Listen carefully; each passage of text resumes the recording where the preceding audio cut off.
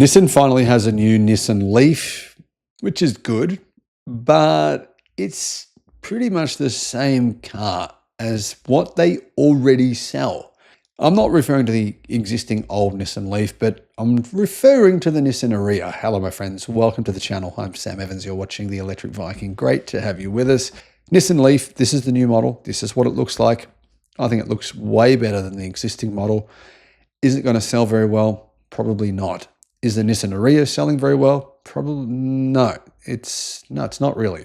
So as you can see, big improvement on looks. Interior space looks pretty similar to the existing Nissan Leaf. To be honest, to me, it looks a little bit like an XPeng G6 or a Tesla Model Y at the rear, the way it the roof slopes down. It's, like I said, it's built on the Nissan Ariya platform, which comes with a 65 kilowatt hour battery pack or a 90 kilowatt hour battery. To be honest, the Ariya is not a particularly efficient car. So you'd think a 90 kilowatt hour battery, right? You get a lot of range. You don't though. I mean, even in just front wheel drive, it has 330 miles of range with a 90 kilowatt hour battery. To me, that's extremely disappointing for a battery pack that size. And it's a heavy car as well. For its size, it's too heavy. It's really that simple. That's my opinion anyway. Now, that's all that said, it actually could end up being a good car because the price could be low. You never know, maybe Nissan will lower the price, but at this point in time, Nissan has no money, they've got no cash, they can't pay their own bills. So I don't imagine they'll be in a financial position to do that. What about the drivetrain? It comes with a 160 kilowatt, 300 newton meter front wheel drive setup, and you can get an all-wheel drive, which means the range will drop, of course, but the all-wheel drive model has 290 kilowatt and 600 newton meters of torque. So quite a lot of power. Speaking of range, that smaller 65 kilowatt hour battery gives the car apparently WLTP range of 360 kilometers. I find that hard to believe, but that's what media are saying. And 500 kilometers of range with the big 90 kilowatt hour battery, which I think it's an 87 kilowatt hour usable battery space. So the current Nissan Leaf has a much smaller battery, has a lot less power, a lot less range. It's definitely an improvement, that's for sure, over the current Nissan Leaf. But it's going to be more expensive than that car. And of course, it's going to be a bit heavy and inefficient like the existing Nissan Ariya.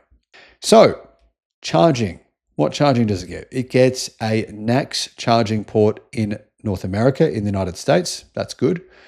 Outside of the US, it will have CCS like everyone else. For Europe, the vehicle will be built at the Nissan factory in Sunderland in the UK.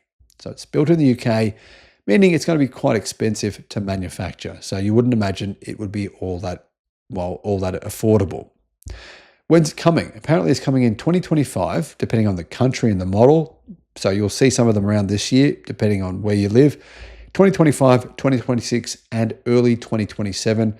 By then, they'll have the cars rolled out around most regions around the world, they say. But Nissan's also making some other wild claims, saying in the next 2 years, they're going to release 10 new models, bunch of new sports cars, just stuff where I'm like, okay, all right, you're going to re-release all these new cars with your all that cash you guys have got and just not pay your debts, right? Your debt's rated at junk and you're going to come up with all these new models.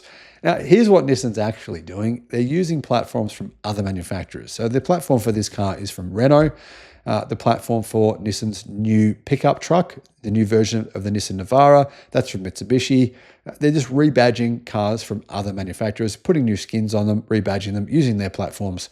So that's Nissan's plan to release these new models. I don't know if you'd even call them a Nissan. I mean, I'd say that it's a reincarnation of another car from another mother. Anyway, let me know your thoughts in the comments.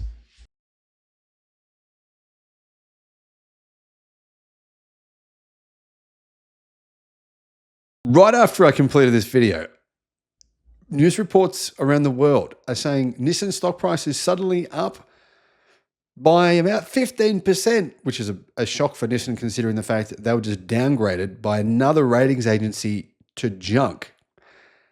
Why would their stock just go right up when another ratings agency says, don't touch these guys? They're about to go, good chance they're going to be bankrupt very soon.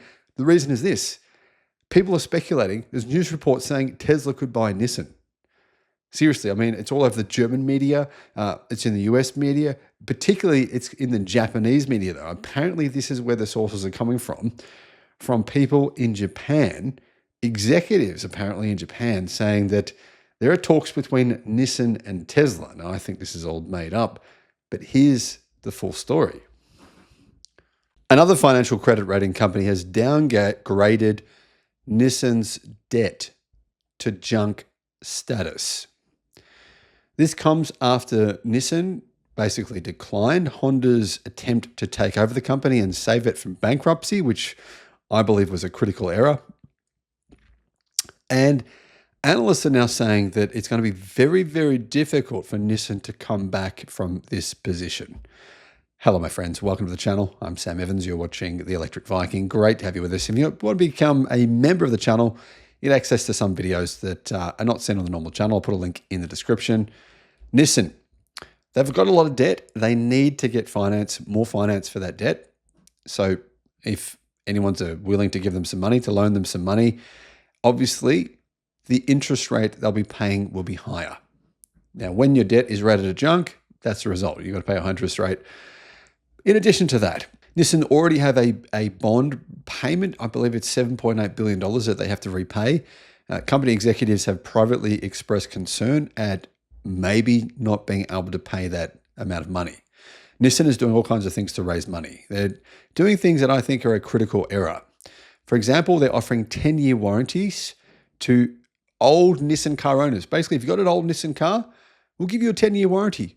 Bring it in, get it serviced by us for the next few years, and you'll qualify for your warranty. So Nissan's willing to do anything to raise funds. This is a pretty risky scenario, right? You're saying to someone who's got a car that's, say, 2 years old, as long as you start servicing it with us, we'll give you a 10-year warranty. But what does that mean down the road? I mean, internal combustion cars don't last 10 years in many cases. They wear out. We've seen the data. We've seen the numbers. Guys, I've done videos on the actual data on how long they last for. Literally, they're lasting for, on average, 160,000 miles, internal combustion cars. You can do more than that in 10 years easily. Nissan are doing all kinds of things to try and save money, shutting down factories, shutting down production lines, firing 9,400 staff. Anyway, Moody's is saying, no, it's not good enough. And Moody's financial research firm have therefore not only downgraded them to junk, but also revealed a negative outlook for the future. Moody's cited a variety of factors, including a slowdown in China, high inventories, large incentives in the United States. They also pointed to a lack of hybrids in America, which is a growing segment where Nissan is absent. Why don't Nissan sell their e-power hybrids in the United States? Well, there is a good reason for this, because they're not economical.